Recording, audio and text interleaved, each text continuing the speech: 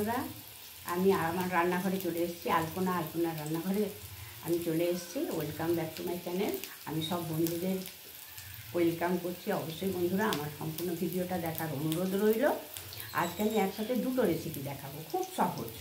হ্যাঁ, খুব সহজ রেসিপি। আমি দুটো রেসিপি একসাথে নিয়ে চলে এসেছি। বলে দিই, একটা লাল শাক আর একটা হচ্ছে রুই মাছ আলু পটল দিয়ে পাতলা ঝোল। গরমের দিনে পাতলা ঝোল প্রচণ্ড উপকারী। হ্যাঁ, অল্প তেল মশলা দিয়ে। তাহলে আসা যাক সরাসরি আমার রেসিপিতে। এই যে বন্ধুরা, আমি অনেকটাই এগিয়ে নিয়েছি। আমি পুরো মাছ ভেজে তুলে নিয়েছি। হ্যাঁ, আর এখানে আলু পটলটা আমি এইভাবে ভেজে নিচ্ছি কেবল হলুদ দিয়ে। হ্যাঁ, এখন আমি কোনো নুন দিইনি, এর মধ্যে নুন মশলা কিছু দিইনি, শুধু হলুদ দিয়ে এটা নাড়াচাড়া করে ভেজে নিচ্ছি মানে ভাজা সম্পূর্ণ হয়ে গেছে। এবারে আমি ভাজাটা তুলে নেব আর মাছ ভেজে রেখে দিয়েছি। এই যে বন্ধুরা, আমি এইভাবে মাছ ভেজে তুলে নিয়েছি। এই মাছের ঝোল করব আমি আলু পটল দিয়ে। এবারে আমি আলু পটলটা এই মাছের থালার এক সাইডে তুলে নিচ্ছি।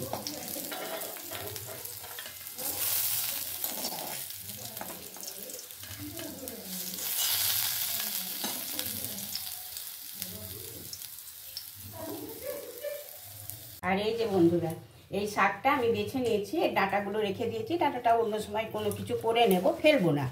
হ্যাঁ, আর এই শাক আমি আগে এই না কুচিয়েই আগে ভালো করে ধুয়ে নেব। প্রচণ্ড বালি কিচকিচ করছে।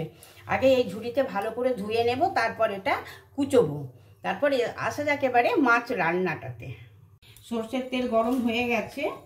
এবারে আমি পেঁয়াজ কুচি এর মধ্যে দিয়ে দিলাম।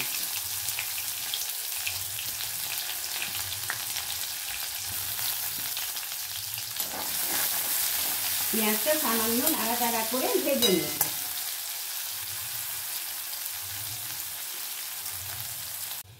পেঁয়াজ রসুনটা নাড়াচাড়া করে পেঁয়াজ ভাজাটা সম্পূর্ণ হাফ ভেজে নিয়েছি।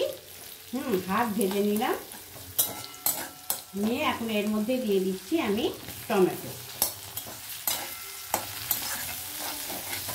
টমেটো আর পেঁয়াজ একসাথে ভালো করে নাড়াচাড়া করে নেব। নাড়াচাড়া করে নিলাম একটু। এবারে এতে পরিমাণ মতো নুন আর হলুদ অ্যাড করে দেব।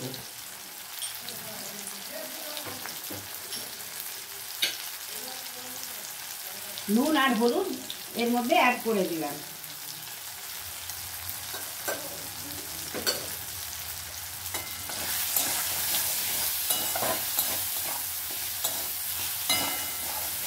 সামান্য একটু নাড়াচাড়া করে নিলাম। নিয়ে একটুখানি চিনি দিয়ে দেব, অল্প একটু চিনি। চিনিটা অপশনালি দিতেও পারা যায়, না দিলেও চলবে। টমেটো সুন্দর পেস্ট হয়ে গেছে। এবার আমি এর মধ্যে দিয়ে দেব পেঁয়াজ রসুন পেস্ট। একটা বড় সাইজের পেঁয়াজ আর একটা বড় সাইজের রসুন একসাথে আমি পেস্ট করে নিয়েছি।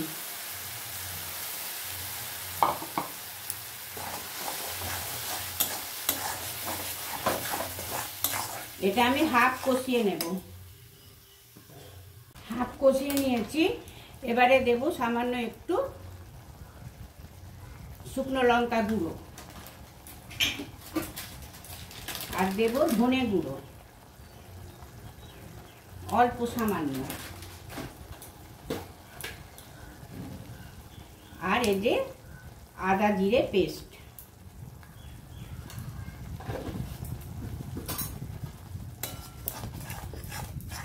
এবারে সমানে কষিয়ে যাব। কষানো হয়ে গেছে।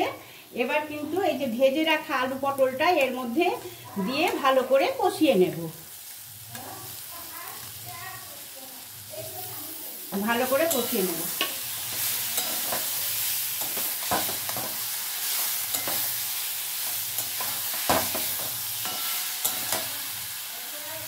কষানো হয়ে গেছে। এবারে পরিমাণ মতো জল দিয়ে দিলাম।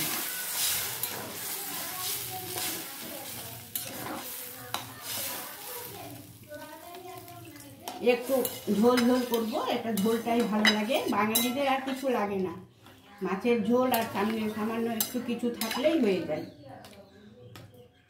একটু লাল শাক, মাছের ঝোল, একটু তেতো শুক্তো, ব্যাস।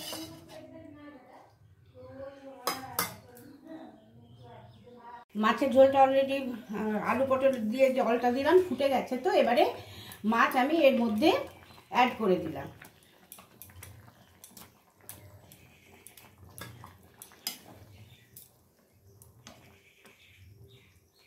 খুব সুন্দরভাবে ফুটে গেছে, আমি গ্যাস অফ করে দিয়েছি। এবারে দিচ্ছি সামান্য গরম মশলা ছড়িয়ে। গরম মশলা আমি বাড়িতেই ছোটো এলাচ, দারচিনি, লবঙ্গ মিক্সিং বলে গুঁড়ো করে রাখি। আমার আলু পটল দিয়ে মাছের ঝোল কমপ্লিট হয়ে গেল। এবারে করব শাক।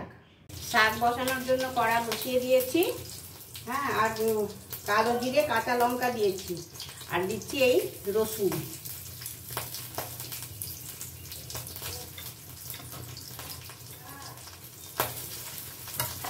এই রসুন দিয়ে নাড়াচাড়া করে নেব। তারপর এতে এই যে বড়ি ভেঙে, এই বড়ি এর মধ্যে ভেঙে দিয়ে দেব।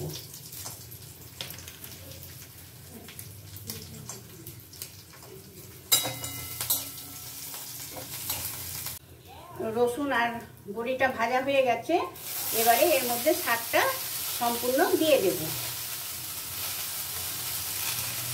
এবারে পরিমাণ মতো এই যে নুন,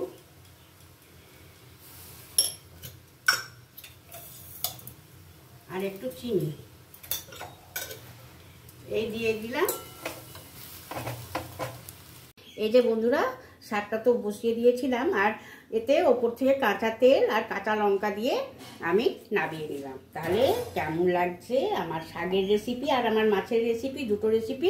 তাহলে কমেন্টের আশায় রইলাম। আজকের মতো আসি, পরের রেসিপি নিয়ে আবার দেখা হবে। আজকের মতো বাই, টাটা।